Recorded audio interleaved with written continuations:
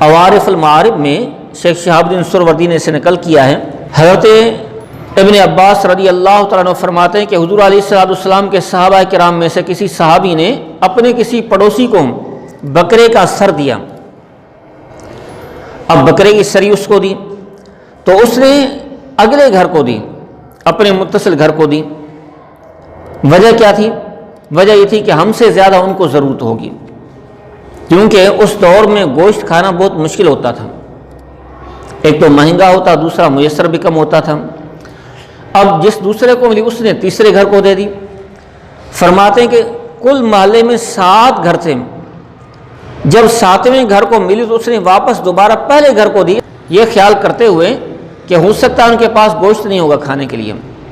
تو وہی جو سری ایک گھر نے دی تھی اپنے پڑوسی کو، سب کے ہاتھ سے ہوتی ہوتی واپس اسی کے پاس آ گئی۔ آپ دیکھیے کیسا ایثار ہے، کیسی محبت ہے۔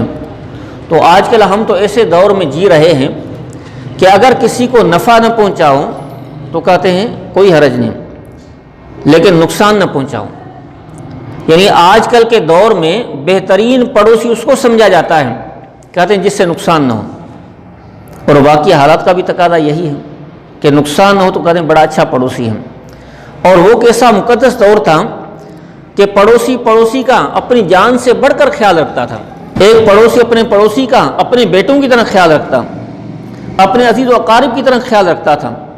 اور آج کل نفسا نفسی کا کیسا عالم ہے کہ اگر پوچھو بھائی یہ کون ہے آپ کے پڑوس میں، ہمیں پتہ ہی نہیں ہے کتنا عرصہ ہوا ہے، دیکھتے ہیں ان کو 5 سال ہو گئے یہاں پر، بس جاتے ہیں آتے ہیں، کوئی پتہ نہیں کون ہے۔ ایسا ہے یا نہیں؟ ایسا ہی ہے نا، تقریباً ایسا ہی ہے۔